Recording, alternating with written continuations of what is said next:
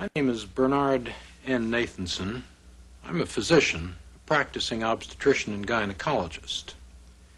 And I think I've had a passing experience in matters of abortion. I accuse the National Abortion Rights Action League, I accuse Planned Parenthood and all its co-conspirators in the abortion industry of a consistent conspiracy of silence, of keeping women in the dark with respect to the true nature of abortion. And I challenge all those purveyors of abortion to show this real-time videotape or one similar to it to all women before they consent to abortion. You know, I think I know a little bit about abortion. I was one of the founders of NARAL in 1969. It's now known as the National Abortion Rights Action League. And for a period of 2 years, I was the director of the largest abortion clinic in the Western world. Since those times, we have a science which is known as fetology, which has allowed us to study the human fetus. And all of those studies have concluded, without exception, that the unborn child is a human being, indistinguishable from any of us, and an integral part of our human community. Now, the destruction of a living human being is no solution to what is basically a social problem. And so for the first time, we are going to watch a child being torn apart, dismembered, disarticulated, crushed, and destroyed by the unfeeling steel instruments of the abortionist.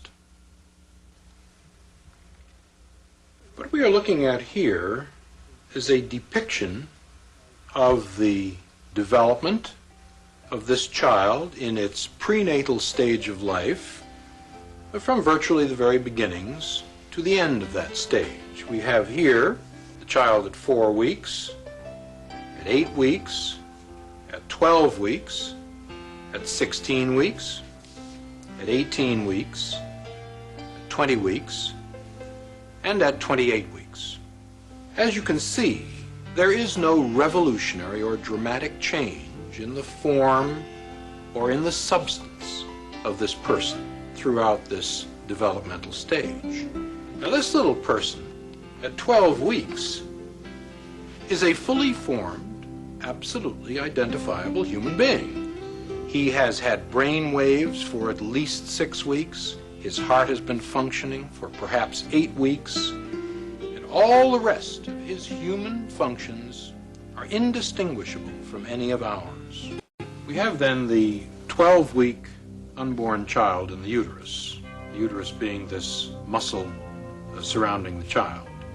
When the abortionist commences the procedure, he will first place this instrument, which is known as a speculum, into the woman's vagina and will then open it in order to visualize the cervix, the neck of the womb, here. Having visualized the cervix, the abortionist then takes this instrument, which is known as a tenaculum, and fastens it securely through the speculum onto the cervix in this manner, clamping shut the tenaculum and getting a firm grasp on the cervix. The next instrument which is brought into play is called the sound. This instrument is then introduced into the uterus, and it is then removed, the abortionist having ascertained exactly how deep and in fact how large the uterus is. And then this set of dilators, these metallic curved instruments, are used to effect the opening of the cervix in order to introduce finally the abortion instruments themselves. The abortionist first introduces the most slender of these instruments into the cervix to dilate the cervix. The introduction of this instrument, called a polyp forceps, into the uterus through the already dilated cervix, and the abortionist will then attempt to grasp the free-floating head of the child in the uterus between the rings of this instrument. The head is then crushed, the contents of the head removed, and finally the bones of the head. And the abortion is then effectively at an end. We've seen what the 12-week child appears on the ultrasound screen. And we have also seen the mechanics, the actual steps of a 12-week abortion. Once again, we see the child's mouth wide open in a silent scream in this particular freeze frame. This is the silent scream of a child threatened imminently with extinction. Now, the heart rate has speeded up dramatically, and the child's movements are violent at this point. It does sense aggression in its sanctuary. It is moving away. One can see it moving to the left side of the uterus in an attempt, a pathetic attempt, to escape the inexorable instruments which the abortionist is using to extinguish its life. Now, the heart has again perceptibly speeded up. We can time this at approximately 200 beats per minute. And there is no question this child senses the most mortal danger imaginable. And the child is being pulled in a downward direction by the abortionist's suction tip with the negative pressure applied to it, and the body is now being torn systematically from the head. The head of the child being in this direction here. I am now outlining the child's head. The lower extremities have already been lost, and we see the suction tip flashing from time to time in the screen as a typhoon-like series of echoes, and the child is being tugged back and forth as the suction tip has now been applied to the body, and the abortionist is exerting his traction on the child in this manner. The child's head is still discernible here. The body is no longer discernible. It has now been torn from the head. What we see now is the head itself with what is called the midline echo of the head and the spicules or fragments of bone. Now this head, which I'm outlining here, on this 12-week child is simply too large to be pulled in one piece out of the uterus.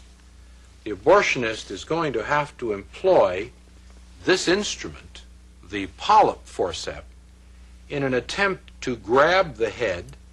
The abortionist will attempt to crush the head with this instrument in this manner and remove the head piecemeal from the uterus. Somehow I refuse to believe that Americans who have put men on the moon can't devise a better solution than the resort to violence.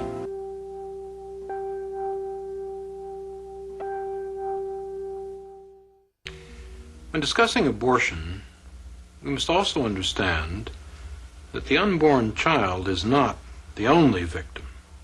Women themselves are victims just as the unborn children are. Women have not been told of the true nature of the unborn child. They have not been shown the true facts of what an abortion really is. Women in increasing numbers, hundreds, thousands, even tens of thousands, have had their wombs perforated, infected, destroyed. Women have been sterilized and castrated, all as a result of an operation of which they have had no true knowledge.